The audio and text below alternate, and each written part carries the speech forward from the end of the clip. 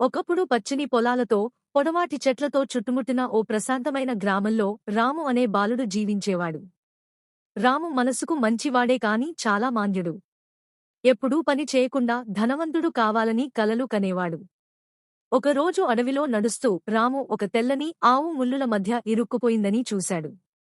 దయతో ఆ ఆవును బయటకు తీయగా, ఆ ఆవు మాయగా మాట్లాడింది, "ధన్యవాదాలు రామూ.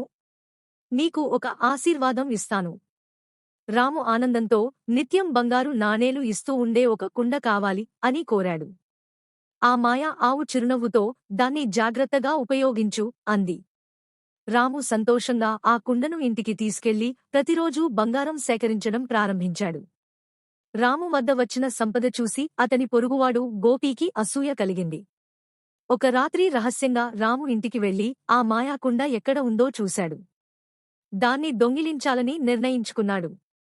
గోపి ఆ కుండను దొంగిలించి, దానిని ఉపయోగించి బంగారు నాణేలు రావాలని కోరాడు. కాని బంగారం బదులు కుండ నుండి పాములు బయటపడ్డాయి. గోపి భయంతో అరుస్తూ బయటకు పరుగెత్తిపోయాడు. మరుసటి రోజు సిగ్గుతో రామును కలసి క్షమాపణలు చెప్పాడు. రాము గోపిని క్షమించి, లోభం ఎప్పటికీ సంతోషం ఇవ్వదు అని చెప్పాడు. ఆ రోజు నుండి ఇద్దరూ నిజాయితీగా కష్టపడి పని చేయాలని నిర్ణయించుకున్నారు. గ్రామంలోని ప్రజలు రామును మంచి మనసుగల బాలుడిగా గౌరవించారు. నీతి: లోభం నష్టానికి దారి తీస్తుంది, కానీ నిజాయితీ మరియు దయ సంతోషాన్ని అందిస్తాయి.